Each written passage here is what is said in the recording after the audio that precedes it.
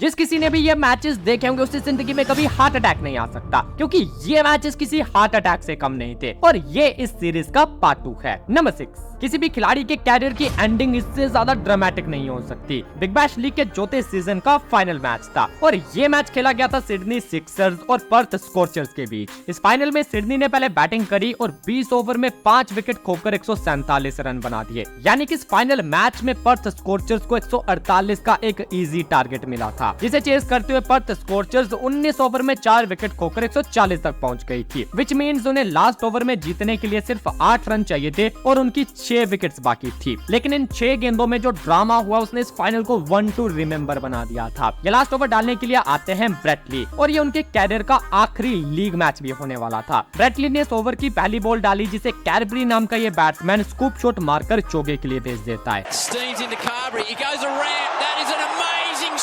इस चौके के बाद ब्रेट ली ने दूसरी बॉल ऑफ स्टंप पर एक परफेक्ट यॉर्कर डाली जिसे कैरबरी ने पॉइंट की तरफ खेल दिया और फील्डर की थोड़ी सी मिसफील्ड के चलते 2 रन भाग लिए। अब इस धक्के के बाद 4 गेंदों में सिर्फ 2 रन रह गए थे और इसकी अगली बॉल पर कैरबरी ने फिर से एक सिंगल भाग लिया, जिसके चलते अब पर्थ स्कॉर्चर्स को 3 गेंदों में सिर्फ 1 रन चाहिए था एंड यहाँ से वो मैच को हार नहीं सकते थे, क्योंकि इस सिंगल के साथ दोनों टीम्स का स्कोर ऑलरेडी बराबर हो चुका था। लेकिन असली ड्रामा इसकी अगली बॉल से शुरू हुआ। ब्रेट ली की चौथी बॉल जिसे स्कूप करते हुए कुल्टर नाइल बोल्ड हो जाते हैं। कुल्टर नाइल की इस विकेट ने सिडनी को वापसी का एक मौका दे दिया और इस वापसी को और मजबूत बनाया ब्रेट ली की 5वीं बॉल ने। नए बैट्समैन को एक परफेक्ट लेंथ बॉल जो कि सीधा उसके स्टंप उखाड़ देती है।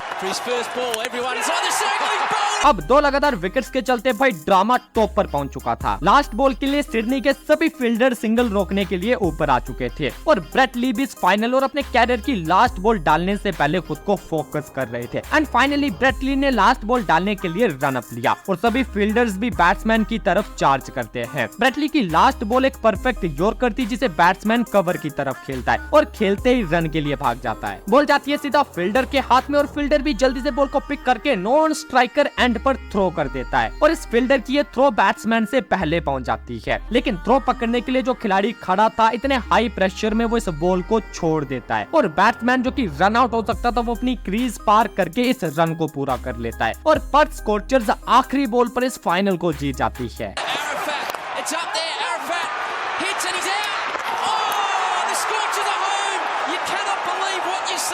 नंबर 5, भाई ये वाला जो मैच इसमें हमें ये देखने को मिलेगा कि हमें अंडर प्रेशर और जल्दबाजी में कभी कोई डिसीजन नहीं लेना चाहिए, क्योंकि उसका जो रिजल्ट आएगा वो कभी भी हमारे फेवर में नहीं होगा। यह है 2009 T20 वर्ल्ड कप का ओपनर मैच जो कि इंग्लैंड और नीदरलैंड्स के बीच खेला गया था। इस मैच में इंग्लैंड ने पहले बैटिंग करी और 20 ओवर में 162 रन बना दिए। अब इस टारगेट को चेस करते हुए नीदरलैंड की स्टार्ट अच्छी नहीं रही और पहले ओवर में ही सिर्फ 2 के स्कोर पर उनकी पहली विकेट गिर गई।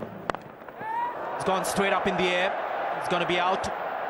Stuart Broad will take the catch for the first wicket. Well भले ही नीदरलैंड की पहली विकेट जल्दी गिर गई हो, लेकिन उनका इंटेंट बिल्कुल क्लियर था कि भाई हमें इस मैच को जीतना है। उनके बैट्समैन सिर्फ रन बनाने का सोच रहे थे जिस दौरान उनकी विकेट भी गिर रही थी, लेकिन रन बनाने के इंटेंट में छोटी छोटी पार्टनरशिप हुई जिसके चलते नीदरलैंड का स्कोर 18 ओवर में 6 विकेट के नुकसान पर 146 पहुंच चुका था और अब उन्हें 12 गेंदों में सिर्फ 17 रन चाहिए थे और 19वें ओवर में 10 रन आने के बाद ये टारगेट 6 गेंदों में सिर्फ 7 रह गया। लास्ट ओवर डालने के लिए आते हैं स्टुअर्ट ब्रॉड और वो अपनी पहली 5 गेंदों में सिर्फ 5 सिंगल देते हैं और अब आखिरी बॉल पर 2 रन चाहिए थे। ब्रॉड ने लास्ट बॉल डाली जिसे बैट्समैन ने वापस ब्रॉड की तरफ मार दिया और ब्रॉड ने अपनी रीच का यूज करके इस बॉल को फॉलो थ्रू में ही रोक दिया। अब बैट्समैन ने जैसे ही शॉट खेला था वो रन के लिए भाग आया था, लेकिन ब्रॉड के पास पूरा मौका और टाइम होता है बैट्समैन को रन आउट करने का, बट जल्दबाजी के चलते ब्रॉड की डायरेक्ट थ्रो स्टंप को मिस कर देती है। लेकिन इससे भी ज्यादा अनफॉर्चुनेट था कि इस थ्रो को कोई भी फील्डर बैकअप नहीं करता, जिससे नीदरलैंड को ओवरथ्रो के चलते एक की जगह 2 रन मिल जाते हैं और जिस मैच को इंग्लैंड या तो जीत सकती थी या फिर ड्रॉ तो कर ही सकती थी, उस मैच को जल्दबाजी के चक्कर में वो हार गई और इस मैच से 2009 के T20 वर्ल्ड कप की एक जबरदस्त ओपनिंग हुई थी। Stuart Broad stops it, doesn't get the direct hit. He's coming back for the second. Would you believe it? Overthrow gives Netherlands a win.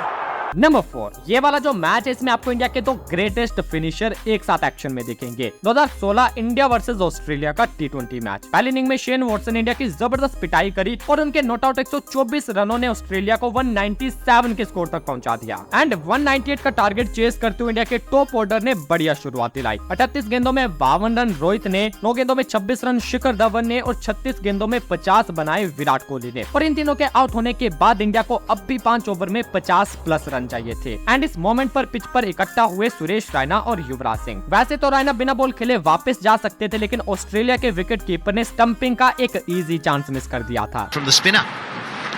This is 2-0. अब इस stumping के miss होने के बाद रैना ने अपना खाता ही छक्के के साथ खोला। He'll go for it. And enough to clear the boundary. आज रैना के बैट से बॉल बढ़िया टाइम हो रहा था और वो ऑलमोस्ट 200 की स्ट्राइक रेट से बैटिंग कर रहे थे, लेकिन वहीं दूसरी ओर युवराज सिंह को स्टार्टिंग में स्ट्रगल करना पड़ रहा था। 19वें ओवर के एंड तक इंडिया का स्कोर था 181 पर 3। रैना 22 गेंदों में 41 पर खेल रहे थे और युवराज 9 गेंदों में सिर्फ 5 पर, और इंडिया को लास्ट 6 गेंदों में चाहिए थे 17 रन। एंड अब बारी है इस लास्ट ओवर के ड्रामा की। ओवर डालने वाले थे एंड्रयू टाई और पहली बॉल के लिए स्ट्राइक पर थे युवराज सिंह, जिनके बैट से आज बॉल लग नहीं रहा था, लेकिन कहते हैं कि भाई हाई प्रेशर सिचुएशन में एक्सपीरियंस काम आता है, जो कि युवराज सिंह ने यहाँ दिखाया था। टाई की पहली बॉल और युवराज सिंह ने इसे चौके के लिए भेज दिया। इस चौके के बाद अब 5 गेंदों में 13 रन चाहिए थे, लेकिन दूसरी बॉल के बाद ये रन रह गए थे सिर्फ 7, क्योंकि दूसरी बॉल को युवराज ने छक्के के लिए मार दिया था। Oh, that's been beautifully struck. It's either 6 or out.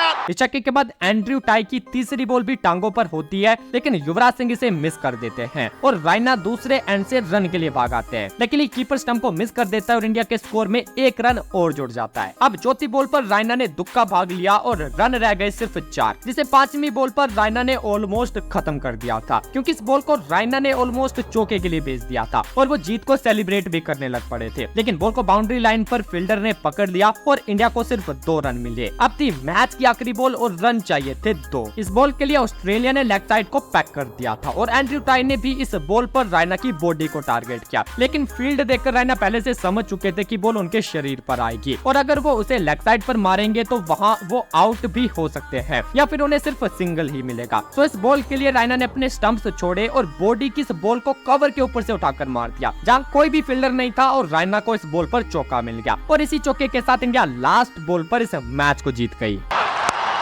Hit away and that'll be a win. That'll be a boundary. Suresh Raina gets the winning runs for India.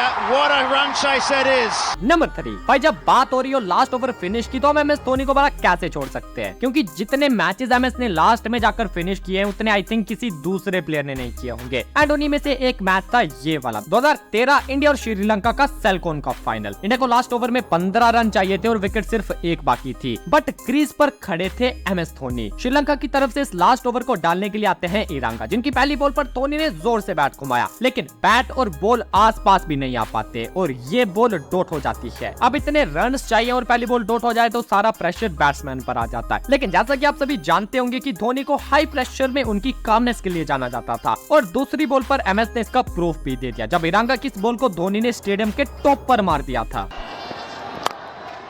That is big. Length. Within reach of Dhoni. इस छक्के के बाद अब 4 गेंदों में 9 run रह गए थे और अगली बॉल पर ये रन रह गए सिर्फ 5, क्योंकि धोनी ने इस बॉल पर एक चौका जड़ दिया और ओवर के स्टार्ट में जहां 15 रन काफी ज्यादा लग रहे थे, वहीं चौथी बॉल पर धोनी के इस छक्के ने 2 गेंदे रहते इंडिया को ये मैच 1 विकेट से जितवा दिया था।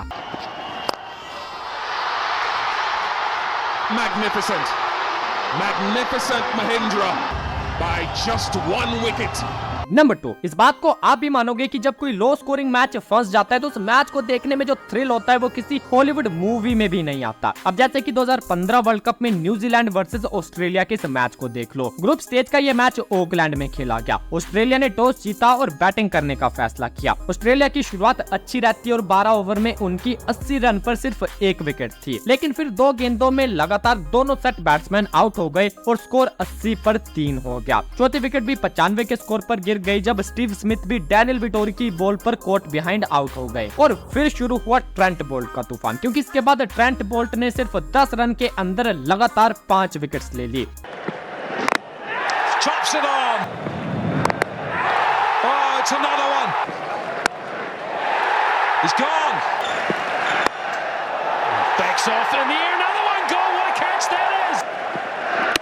Bowled him straight through, middle stump out of the ground. और जो ऑस्ट्रेलिया 80 पर 1 थी वो ऑस्ट्रेलिया अब 106 पर 9 हो चुकी थी। लेकिन लास्ट विकेट के लिए ब्रैड हेडन और पैट कमिंस ने 45 रन की पार्टनरशिप करी, जिसकी मदद से ऑस्ट्रेलिया का स्कोर 151 तक पहुंच गया। अब 50 ओवर के हिसाब से ये स्कोर मजे में चेज होने वाला था और न्यूजीलैंड की शुरुआत भी तूफानी तरीके से हुई। न्यूजीलैंड के ओपनर्स ब्रैंडन मैकलम और मार्टिन गप्टिल ने सिर्फ 4 ओवर में 40 रन की पार्टनरशिप कर दी और 40 के स्कोर पर पहली विकेट गिरी मार्टिन गप्टिल की। लेकिन दूसरे एंड से ब्रैंडन मैकलम अटैक करते गए और सिर्फ 21 गेंदों में अपनी 50 कंप्लीट कर ली। लेकिन 50 के जस्ट बाद ब्रैंडन मैकलम भी आउट हो गए और तब तक न्यूजीलैंड आधे से ज्यादा टारगेट कंप्लीट कर चुकी थी। पर जहां पहली इनिंग में आपने ट्रेंट बोल्ट का तूफान देखा, वहीं अब बारी थी मिचेल स्टार्क की। मैकलम के आउट होने के बाद अभी सिर्फ 1 रन जुड़ा था और मिचेल स्टार्क ने 2 लगातार गेंदों में 2 और खिलाड़ियों को क्लीन बोल्ड करके वापस भेज दिया। And there's another one for Australia. इसके बाद केन विलियमसन और कोरी एंडरसन के बीच एक छोटी सी पार्टनरशिप हुई, लेकिन मैक्सवेल ने कोरी एंडरसन को आउट करके इस पार्टनरशिप को तोड़ दिया। न्यूजीलैंड के अब 131 पर 5 खिलाड़ी आउट हो गए और फिर देखते ही देखते 139 पर 6 और फिर 145 पर 7। अब न्यूजीलैंड को चाहिए थे सिर्फ 6 रन, लेकिन मिचेल स्टार्क की यॉर्कर ने एडम मिल को बोल्ड कर दिया और न्यूजीलैंड के 8 खिलाड़ी आउट हो गए। And very next ball Mitchell Starc की एक और यॉर्कर और न्यूजीलैंड का एक और खिलाड़ी बोल्ड और अब स्कोर था 146 पर 9। जीत के लिए चाहिए थे 6 रन। 1 डाउन पर बैटिंग करने आए केन विलियमसन ने सभी खिलाड़ियों को एक के बाद एक आउट होते देखा, बट वो अपनी विकेट बचाकर एंड तक खेलते रहे और एट द एंड विलियमसन के छक्के ने न्यूजीलैंड को लो स्कोरिंग एनकाउंटर में जीत दिला दी थी।